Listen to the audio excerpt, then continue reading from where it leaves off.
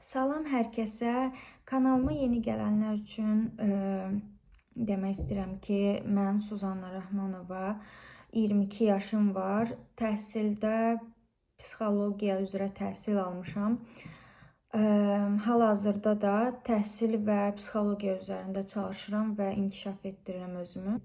Bu kanalda da əsasən təhsil, şəxsi inkişaf, vərdişlər, hədəflər barəsində videolar çəkəcəyəm. Həmçinin də bunun psixoloji ünsürləri haqqında videolar çəkəcəyəm.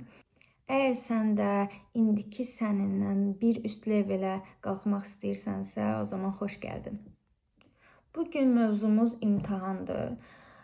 İmtahan haqqında onu demək istəyirəm ki, İlk olaraq bu həftə abituriyentlərin imtahan həftəsidir. Bu video ən çox onlar üçün yararlı olacaq, amma həmçinin də semestr imtahanlarına hazırlaşanlar, magistr imtahanlarına hazırlaşanlar üçün də yararlı ola bilər. Özüm bakalavr imtahanına 7 ay cəmi hazırlaşmışam. 465 bal toplamışdım. Hazırda bir qərar verib magistr imtahanına 2 ay ərzində hazırlaşıb vermək istəyirəm. Öz istifadə elədiyim metodlardan, imtahanın psixoloji təsiri haqqında məlumat verəcəm. İlk öncə bununla başlamaq istəyirəm. Sizcə niyə imtahan stresslidir? Yəni imtahan bir kağızda götürüb sənə sınaq verirlərmiş kimi, yəni kağızı doldurursan, verirsən, yəni cavabı çıxır, bilirsən cavabın nədir filan belə. Hətta hazırlaşıb getdiyinə rəğmən sən yenə də stresslisən. Niyə? Çünki birincisi bizim imtahan verdiyimiz cəmiyyətdə bu imtahana görə, yəni təzyiq çoxdur, cəmiyyətin təzyiqi çoxdur. Cəmiyyətə görə də ailədə baskı çoxdur. Ailədə baskı niyə olur? Ailə qohumlara görə, hansısa insanlara görə, insanlara deyə bilsin ki, mənim uşağım universitet oxuyur, mənim uşağım bu qədər bal yığıb, bu şeyləri könül rahatlığı ilə deyə bilsin deyə sizə baskı göstərirlər. Bu bir. İkincisi isə imtahana hazırlaşmaq üçün materiallarla, yəni müəllimlərlə, maddi olaraq yəni təmin etdiklərinə görə özlərində haqq sayırlar ki, yəni sizin balınız onları qane etməlidir. Yəni bu belə olmalıdır. Məsələn, tutaq ki, magistr imtahanına hazırlaşacaqsınızsa, heç kim fikir vermir, heç kimin vecinə deyil. Çünki bu sizin seçiminizdir. Yəni bu sizin öz qərarınızla, yəni artıq öz səyinizlə baş verə biləcək bir şeydir. Bakalavr imtahanını verəcəksinizsə, artıq valideynlər sizin üstünüzə düşür. Yəni təkcə universitetə gir, yəni hər şey yaxşı olacaq. Universitetə girəndən sonra dili qısa olmayacaq heç bir valideynin, heç bir qohum qarşısında. Buna görə də yəni bakalavr imtahanı çox önəmli rol daşıyır cəmiyyətimizdə. Bir təzyiq də özümüzün özümüzə elədiyi bir təzyiqdir. İmtahanı verəcəksən, yəni bunun üçün hazırlaşırsan, düşünürsən ki, bu imtahan yəni bütün gələcəyimi həll eləyir. Yəni bu imtahan mənim həyatımın dönüş nöqtəsidir. Sənin həyatının dönüş nöqtəsi ola bilər, amma sən həyatın hardasa belə çox bucaqlı bir fiqur kimidir. Hər bucağında bir dönüş nöqtəsi var zaten. İmtahana girirsənsə və bilirsən ki, hazırlaşıb girirsən imtahana. Yəni burada stres yaratmamalısan. Zaten hazırlaşıb gəlmirsən. Yəni öyrəndiklərini artıq öyrənmisən. Yəni imtahanda onu da stres eləyib balını aşağı salmamalısan məncə. Bu nöqtə sənin elədiklərinin nəticəsi olacaq. Orta dərəcədə hazırlaşmısansa, elə orta balda yığacaqsan. Çox mükəmməl hazırlaşmısansa, yəni narahat olmağa belə dəyməz, mükəmməldə yazacaqsan. Hazırlaşmamısansa da, yəni bu da sənin seçimindir. Ona uyğun da bal görəcəksən. Düşünürsən ki, imtahan mənim gələcəyimi həll edir, xeyr. Əgər imtahana girə bilməmisənsə 17 yaşında, sənin 30 yaşına bir dəxlisi yoxdur. Balın səni qane etməyibsə, gələn il girə bilərsən. Necə ki, birinci cəhd imtahanına girirsiniz və birinci cəhd imtahanının balı sizi qane etmir, siz ikinci cəhdə girirsiniz. Bu zaman siz stres edirsiniz. Məncə yox. Əksinə ikinci cəhd imtahanı siz üçün daha bir şansdır. Əgər bu il girə bilmədinizsə, gələn ili siz ikinci şans kimi düşünün. Tutaq ki, hüquqa vermək istəyirsiniz, amma balınız çatmadı. Ora girməsəniz, başqa bir sahəyə girsəniz, 4 ili də həvəssiz oxuyacaqsınız. Sizin iki yolunuz var. Ya 4 il həvəssiz şəkildə bir hansısa bir sahəni təhsilin alasınız, ondan sonra ikinci təhsil kimi yenidən hüquq təhsilinə hazırlaşasınız. Məncə bu çox dolayı yolu olar. Ya da ikinci olaraq siz elə birbaşa həmin ili saxlayıb, gələn il biraz da hazırlaşıb, bir il artıq hazırlaşıb daxil ola bilərsiniz. Dövlət İmtahan Mərkəzində belə bir mütləq bu il daxil olmalısan deyə bir şey yoxdur. Əksinə sən yaşın biraz da artır və beynin biraz da inkişaf edir. Bu zaman sənin imtahana hazırlaşıb girməyin, mental olaraq biraz da inkişaf etməyin biraz da kömək eləmiş olacaq. Arzuladığın bir şeyi oxumaq istəyirsənsə, məncə bir il daha hazırlaşmağa dəyər. İmtahan stressinin psixologiyasından danışmaq istəyirəm. Niyə imtahanda stressli oluruq? Əlbəttə ki, səbəblərini dedim. İmtahanda stressli olmağımızın başlıca səbəbi valideynlərin baskısı, özümüzə baskımızdır. Stressləri yığıb imtahan otağına gətirdikdə sən artıq səndə olan potensial dərəcəni aşağı salırsan. Bildiyini unudursan. Siz imtahan otağına daxil olduqda beyin artıq təhlükə siqnalını alır. Burada təhlükə var və ona görə beyində kortizol hormonu artmağa başlayır. Bu da artdıqda sizin yaddaş və məntiqi gücünüz aşağı düşür.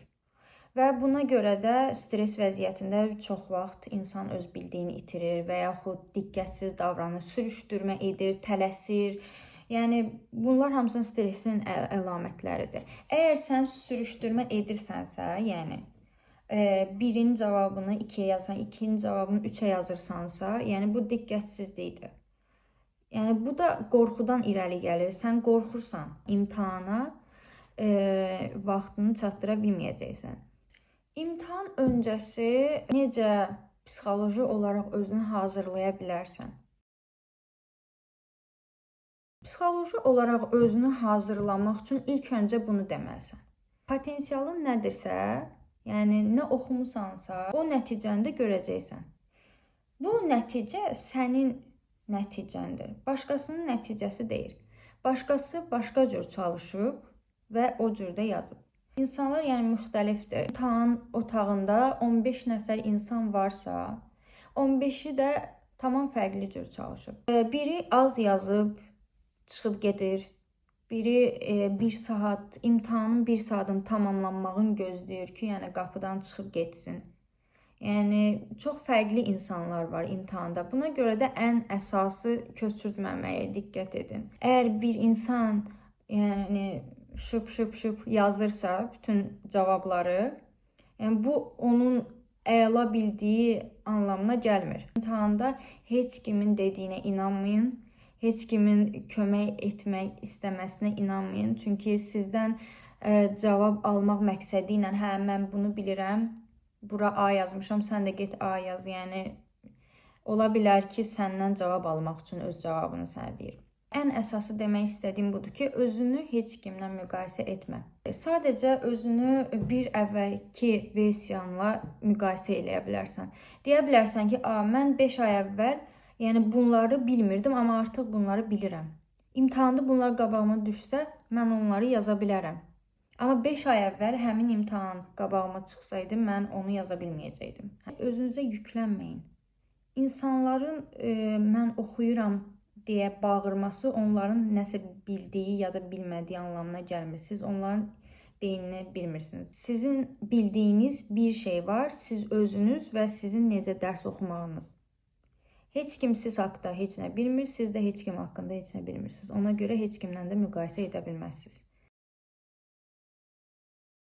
İmtahan ərəfəsində yeni mövzular öyrənməyə çalışmayın. Zaten beyniniz yetərincə doludur. Yəni biraz da məlumat yükləyib özünüzü yormağa ehtiyac yoxdur. Ən yaxşısı bildiyiniz mövzular üzərində güclənin. Hansı mövzuları, məsəl üçün mündəricatı açırsınız, deyirsiniz ki, hə, imtahana son 5-6 gün qalıb da. Tutaq ki, Azərbaycan dilidir. Açırsınız, baxırsınız mündəricata. Hə, bu mövzunu mən əla bilirəm, bu mövzunu belə, yəni belə-belə 5 ulduz üzərindən dəyərləndirsəniz, məsələn, bildiyiniz mövzuları mündəricatın qabağına, məsəl üçün, ya 5 ulduz yazın. Tutaq ki, bu mövzu 5 ulduzdur, bu mövzu 4 ulduzdur dərəcəsində, yəni bilirəm. Hansına bir ulduz qoymusunuzsa, yəni o mövzunu zəif bilirsiniz də. Həmin o zəif mövzu üstündə, yəni çalışın. Ola bilər ki, həmin zəif bildiyiniz mövzu biraz bilirsiniz o mövzunu, imtahanda onu da unutmusunuz. Digər mövzuları yaxşı bilirsiniz. Məsələn, bu mövzunu zəif bilirsiniz. Ola bilər ki, gəlib sizə düşsün həmin sual. Onsuz stressdəsiniz. Yəni zəif bildiyiniz ümumiyyətcə yadınızdan çıxacaq. Ona görə elə bu metoddan istifadə eləməyiniz məncə əla ola bilər. Ən əsası təhsildən əlavə sən öz şəxsi həyatına da fikir verəsən, necə deyim, qidalanmana, yuxu rejiminə fikir verməlisən. Ən yaxşısı o gecə yuxunu o qədər gözəl almalısan ki, son gecəni yatmalısan, mütləq yatmalısan. Yəni mən özüm bu səhvi o qədər etmişəm ki, yəni bilirəm. Özünü sevməlisən. Sən özünü niyə o günə qoymalısan ki, imtahana həm yuxusuz gedəsən, həm acı gedəsən. Yəni niyə? Nə məcburdur? Yəni yeməyini ye normal. İmtahandan əvvəldir. Yəni lap istəsən tezdən durursan, yeməyini ye, yəni biləsən ki, orada bir də mədəni fikirləşməyəcəksən. Zaten sən imtahanda bir streslisən. Bir sualları nə vaxt necə çatdıracağını düşünürsən. Hələ üstəlik yuxusuzsan, yuxun gəlir. Üstəlik də açsan, mədəni düşünürsən. Onsuz il ərzində mən oxumuşam. Bir gecə nəyi dəyişə bilərsən ki? Sən bir gecə bəli dəyişə bilərsən. Yuxunu alıb fresh bir beyinlə imtahana girə bilərsən. Bunu ancaq eləyə bilərsən. Sən yaxşılıq eləmək istəyirsənsə özünə bunu eləyə bilərsən. Dördüncü deyə bilərəm ki, özünə yüklənmə. Sən onsuz da yəni oxumusan. Yəni əgər stresslisənsə imtahanda, demək məsuliyyətli bir insansan. Sən məsuliyyətlisənsə, demək nəsə oxuyub gəlmisən. Yəni keçmişi düşünüb beynini bulandırmamalısan. Mən o vaxt bunu oxumadım. O vaxt burada bunu eləmədim. Birdən o qabağıma düşər və mən onu bilmərəm. Elə şeylər deyib, yəni özünü məncə ürəyini bulandırmamalısan. Keçmişdə qalıb, artıq sən bu andasan. Yəni əvvəldən nə olub, nə olmayıb, artıq olub. Yəni indi buradasan sən. İmtahan verməyə hazırlaşırsan, imtahanı verəcəksən. Məncə imtahandan bir gün qabaq ancaq özünə eləyə biləcəyin yaxşılıq psixoloji olaraq özünü hazırlamaqdır. Məncə bu stresin bir 50%-ni yoxa çıxarda bilər. Psixoloji hissəni bitirdik. İndi isə danışmaq istəyirəm imtahanda fən bölgüsü, imtahanda yəni necə edərsən, sən vaxtını çatdırarsan. Yəni bu haqqda danışmaq istəyirəm. İmtahanda vaxt bölgüsü əsasən demək 3 saat olur da imtahan. 3 saatı necə sən bölə bilərsən ki, sən vaxtını çatsın. Əvvəlcədən mütləq tanış olun tapşırıqlarla. Siz iki metodla vaxtınızı düzgün dəyərləndirə bilərsiniz. Birinci metod odur ki, düz şəkildə gedə bilərsiniz. Yəni, məsələn, ingilis dili ilə başlamısınızsa, ingilis dilində artıq bütün diqqəti ingilis dilinə vermişsiniz. Artıq sizin beyniniz oradadır. Ona görə ancaq ingilis dilini bitirməlisiniz düz şəkildə. Düz şəkildə dediyim nədir? Yəni, tutaq ki, birinci sualı bildim. Birinci sual super su kimi asandır. Onu yazdım. Hansılar su kimi sənə asandır, yaza-yaza gedirsən. Tutaq ki, ingilis dilinin mütləq bir sualında beynini yəni yandırmamalısan da. Su kimi bildiyinin hamısını yazırsan, ingilis dilinin sonuna qədər bütün cavabları yazdın. Yəni bildiyin bütün cavabları yazdın. Qaldı bilmədiyin cavablar. Məsələn, bilmədiyin sual 7-ci sualdır. Tutaq ki, 7-ni belə işarələ. Biləsən ki, bu sualı bilmədin. Sonra keçirsən o biri fənnə. Yəni düz şəkildə belə gedirsən, sırayla gedirsən. Məsələn, Azərbaycanda birinci sualı bildim, yazıram. Bilmədim, boş buraxıram. Bildim, yazıram. Bilmədim, boş buraxıram. Belə düz şəkildə gedirəm, riyaziyyatı edirəm. Riyaziyyatı bildim, bilmədim, bildim, bilmədim. Yəni bu şəkildə axıra qədər yazıram.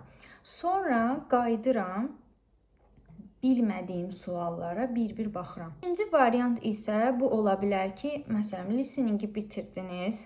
Biraz mental olaraq özünüzə gəlməyə çalışın. Biraz sakitləşin. Hə, listeningi bitirdim, yazdım, qoydum bura. İndi düşünürəm. Mən ən yaxşı hansı fənni bilirəm? Hansınısa super bilirsinizsə, onlara deyirəm. Yəni digər insanlara yox. Hansısa fənni, məsələn, hamısını orta dərəcədə bilirsinizsə, birinci dediyim variantdan istifadə edə bilərsiniz. Məsələn, elə abituriyentlər var ki, bir fənni super bilirlər. Məsələn, Azərbaycan dilindən 100 yaza bilərlər, tutaq ki, riyaziyyatdan 100 yaza bilərlər. Belə abituriyentlər var. Bu abituriyentlərə deyə bilərəm ki, siz ən yaxşı bildiyiniz fəndən başlayın. Onsuz mən 2 metod dedim də. Bu 2 metodda da ən əsas başlıca fikir ondan ibarətdir ki, siz ən yaxşı bildiklərinizi birinci yazmalısınız. Məsələn, İngilis düz şəkildə dediyim metodda da, yəni bildiklərinizi yazırsınız. Yəni yaxşı bildiklərinizi birinci yazırsınız. Sonra bilmədiyinizə qayıdırsınız. İkinci metodda da həmçinin bildiyiniz bir fəni yazırsınız. Bunun bir səbəbi var. Əgər sən bilmədiyin üstündə, yəni tutaq ki, bir sualdır, bu bir sualda sən 10 dəqiqə sərf edirsənsə, sən artıq bildiyin sualların vaxtından 9 dəqiqə alırsan. Əgər sən birinci sualı bilmirsən və sən səhərdən onu düşünürsən, 10 dəqiqən getdi belə, düzdür? 10 dəqiqə. Amma o 10 dəqiqə yerinə sən bildiyin 10 sualı yaza bilərdin. Hərəsinə 1 dəqiqə sərf eləyib, yəni o su kimi bildiyin şeylərdən 10 dənəsini sən yaza bilərdin. Artıq sən 10 dəqiqəni boşuna sərf etdin. Hansı ki, kodlaşdırırsınız, o zaman siz bilmədiklərinizə nə qədər vaxt itirdiyinizə görə bildiklərinizi sonda, yəni ağzınıza gələn kimi yazırsınız. Hə, gördüm bu budur, hə, yazdım, belə getdim. Saniyə belə sərf eləmişsiniz. Çünki vaxtınız artıq bitib, artıq vaxtınız az qalıb. Bildiyinizi belə səhv yazırsınız orada. Sürüşdürmə eləyirsiniz. Yəni, çünki bütün vaxtınızı siz bilmədiyiniz suallara sərf eləmişsiniz. Və bir şey də sizə deyəcəm. O zaman siz, məsəl üçün, suallara daha diqqətli yanaşa bilərsiniz. Əgər Azərbaycan dili yazırsınızsa, siz riyaziyyatı düşünməməlisiniz. Azərbaycan dilini yazanda düşünməməlisiniz ki, riyaziyyatda mən nə yazacağam? Riyaziyyatda bu suala nə yazacağam? Və yaxud bildiklərinizi yaza-yaza gedirsiniz. Bildiklərinizi yazarkən o bilmədiyiniz sualı düşünməməlisiniz. Həmin anın içində olmalısınız. Məsələn, düşünməməlisiniz ki, burada bu sual var idi, mən o sualı necə yazacağam? Qaydanda onu bəlkə yaza bilmədim. Yəni, o artıq sizin fikrinizi o suala aparır. Siz isə bu sualda qalmalısınız ki, bu sualı yaza biləsiniz. Buna görə də, yəni, əsasən vaxtı itirən bir şeydə diqqətin dağılmasıdır. Diqqətinizi dağıtmamağa çalışın. Fənnin içində qalmağa çalışın. Bu metodlar ümumiyyətcə sizin vaxt bölgünüzə çox müsbət təsir edəcək. Sonda valideynlərə bir mesaj ötürmək istəyirəm. Əgər bu videonu abituriyentlər izləyirsə, öz valideynlərinə göstərə bilərlər bu hissəni. Demək istəyirəm ki, valideynlər bəzən yaxşı niyyətlə də olsa, övladlarını sıxırlar, təzyiq göstərirlər. Onlar da bəzən bu fikirdədirlər ki, yəni imtahanı verə bilməsə, artıq yəni sondur. Yəni verə bilmədi, həyatın bu mərhələsini keçə bilmədi, kəsildi, qaldı. Yəni elə deyil əslində. Verə bilmədisə, əgər artıq verə bilməyib, onsuz da verə bilməyib. Yəni bir də uşağın üstünə yüklənmək, yəni düzgün deyil. Zaten o valideynin istəyini reallaşdıra bilmədi deyə bir tərəfdən də özü pis olur. Yəni öz-özünə zaten psixoloji yüklənir. Bir də siz yəni onu sıxmayın. Yəni yanında olmağa çalışın.